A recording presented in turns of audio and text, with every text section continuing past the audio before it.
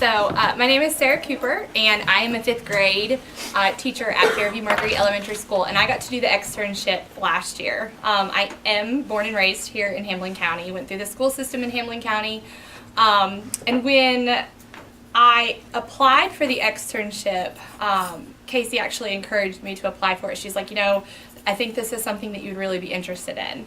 And before I read the packet that she had sent, which is very similar to the one you guys got, I didn't really know a lot of the information that she had included in it. So I realized that this was probably a really good opportunity to try to apply for and be a part of.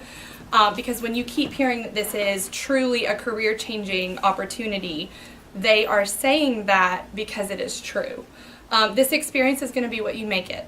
You can take as much from it or as little from it, but you hopefully are taking and participating in this opportunity with students at the center of your focus. So I had the opportunity to go and be with Colgate for the week. That's where the company was that I got to work for. And as an elementary teacher, I was really nervous because this is not a mindset that elementary teachers live in very often.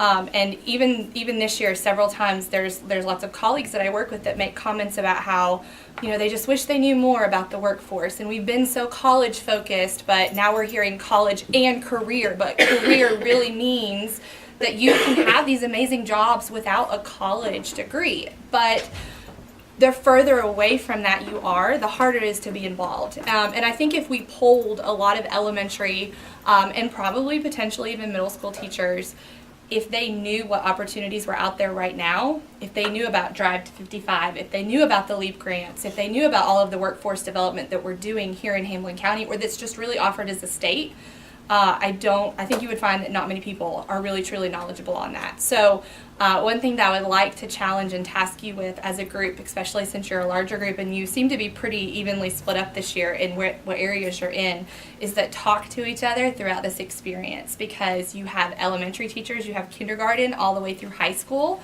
that are going to be in this externship, and use your knowledge and your current classroom experiences and share this with each other throughout this opportunity. Be a sponge. Soak up everything you can. Take a notebook with you. The group that I got to be with at Colgate last year, we had actually all done the SCORE Fellowship the year before. So we knew each other, but we actually brought our notebooks with us that we had gotten from that program. And anyway, so take a notebook, because there are going to be so many things that you're going to see from the first meeting that you have through your actual externship to the presentations. And there are so many things that we took and wrote down in our notebooks that we reference, that I still reference this school year. So I'm excited for you. I know you keep hearing that, but I really think it's going to be amazing. So a little bit of personal background with this. My dad actually is a safety supervisor at Meritor, which is going to be one of the companies that you guys are going to be working with this year. And I'm really hoping that opportunity is because I reached out to my dad after our externship and I was like, why did Meritor not participate in this? Because this is exactly what we need. I get to hear all of his conversations that he has at work and the frustrations that he has with the workforce that we are sending. And it's, I promise that we're working on these things. So how does the business community and the education community work together? I know that you probably don't want to hear that the business world is very similar to the education world, because a lot of times we want to feel as educators that the education world is so much more personal. But that's just not the truth anymore. The business world is personal too, and there are lots of acronyms and collaboration techniques and just accountability procedures and just the way that businesses are run that are so streamlined to what we need in the classroom. And so you're going to see a lot of overlays, and so I really think that's going to be exciting for you as well. I wrote down a ton of notes, so if I talk too much, just stop me. For those of you in here that know me, you know I'm a talker. So one of the questions that they asked me to talk about was, how has it changed your teaching? For the last 3 years, I was departmentalized, so I taught ELA and social studies. And so at Colgate, a lot of it is math and a lot of it is chemistry.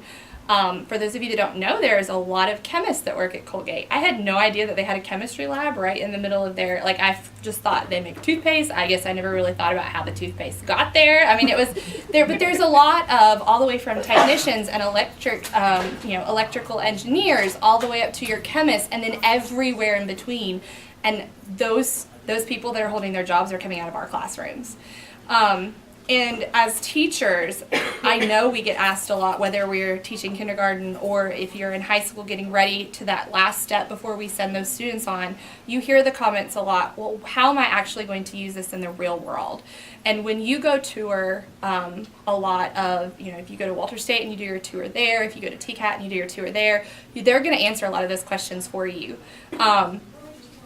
But a lot of the classroom skills that we work on are so relevant to what these students need when they go into the real world, and it's super, super, super important.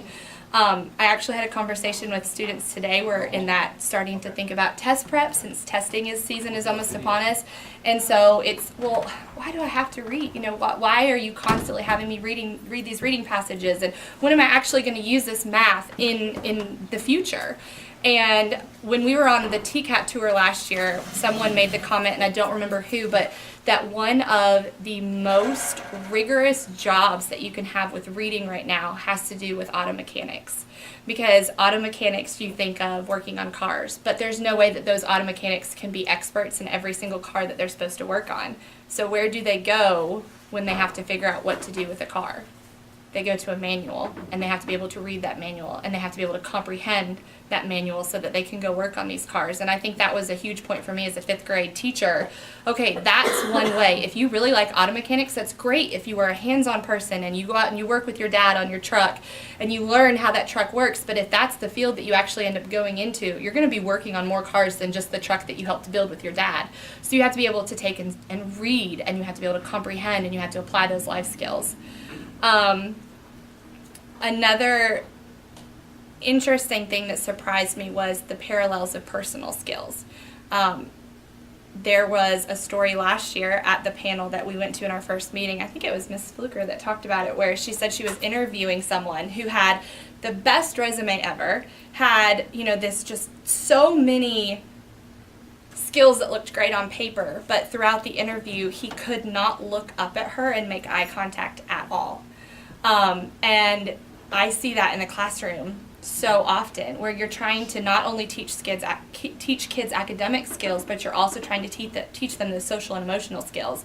So as you go through this, pay attention to what these employers are asking of you as teachers. And remember that it's not just purely academics. A lot of it is that social and emotional skills. Attendance, you're going to hear that all the time, and it's true, where they say that, we don't care how, what their actual skill set is. If they can't show up to school, they're not going to be able to show up at a job on time. If they can't arrive at school on time, or they don't have that feeling of accountability, and they don't have good collaboration skills, and they don't want to take ownership of the work that they do in the classroom, they're not going to want to do that when they enter into the workforce. And so those are things that you guys can do right now, and those are things that you can pay attention to in your externship opportunities, and then bring that back directly to the classroom on day one when the new school year starts. The collaboration piece was probably another huge takeaway. It's really hard to work with people sometimes, regardless of what profession you are in. And we actually, our HR person at Colgate was really apologetic one day, because we happened to be walking through a room and there was a very intense meeting going on. And she could have just let us walk right out, but she actually stopped the meeting and she said, "This is really important. Do you care if these externs watch this?" And they kind of looked at her for a second and they were like, "Okay." And so we got to sit there, and they do these really awesome meetings where the two shifts that are getting ready, the shift that's going out and the shift that's coming in, they have a meeting so that those two shifts can collaborate. And if the shift before had problems, it's going to mess up the shift coming in, they need to take and handle that and talk about it. And it was very heated, and there were a lot of disagreements, but there were also solutions getting tossed out at the same time. And so I think that's also another skill that you can start to kind of maybe look for when you're doing your externships, but remember to bring back to the classroom regardless of what you're teaching, that collaboration and working together and being able to find a solution, even if things are hard, even if things get difficult, and being able to walk away from that meeting and still be okay with your colleagues or your coworkers. That's really an important skill regardless of what business or educational setting that you're in. Let's see, what else? What was most beneficial for you? I think I was really worried going through this that I wouldn't really know how to take what I saw and bring it back to the classroom. I think that's going to be a struggle, but it's going to be something that's going to be exciting because you're going to get to take and look at your unique teaching experience and see how you can take what you learned and what you brought away from this externship and bring it back for the kids.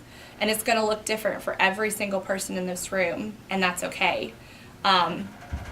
You're going to find a ton of takeaways, but try to find one that you can incorporate on day one. For me, that was the 5 S's. You're going to see it in every business that you're in some capacity. And I won't ruin that for you, but it's really exciting because that's something that you can bring back to the classroom. We have a classroom 5 S's that we do now. And one part of the classroom, or one part of the 5S system, is that you are responsible for being organized and understanding that everything has a place. And I immediately thought, oh, that's a perfect back-to-school skill that you can establish in the beginning of the year, and it can carry over, and that's going to be something that they're going to need in the real world later on.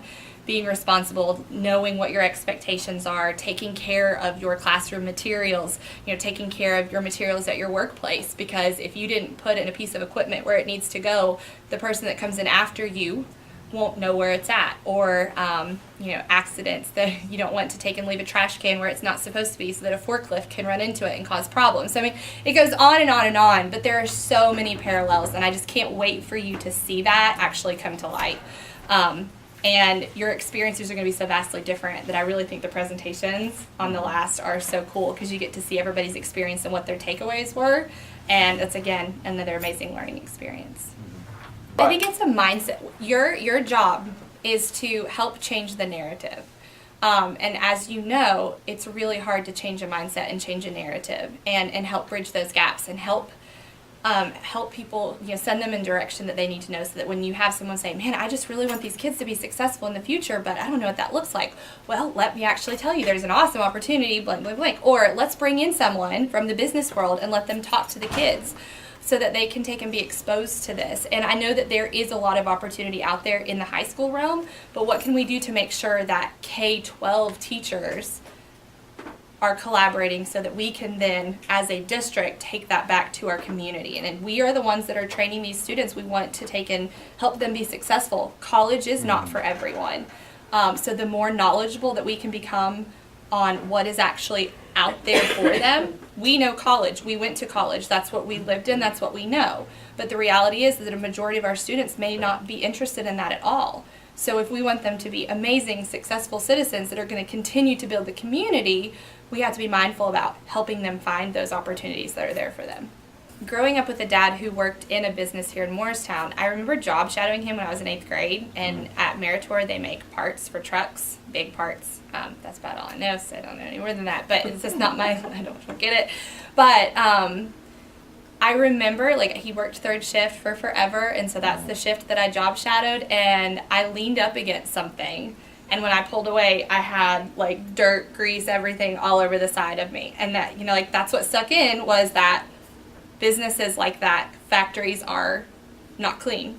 And that was a horrible representation for me to have in my head, because that's just not true. And when you walk into that same business today, when you walk through a lot of the businesses in Morristown now, you're going to see that it is so clean everywhere you go. But what's the mindset that society has? What do you think of when you think of factories?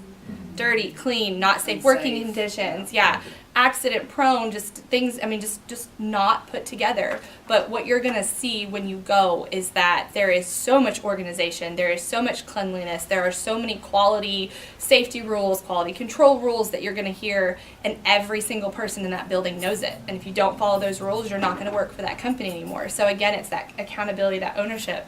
And I just think that's part of the mindset that needs to change, is that it's different than what we were grown up being told or what we were grown up thinking.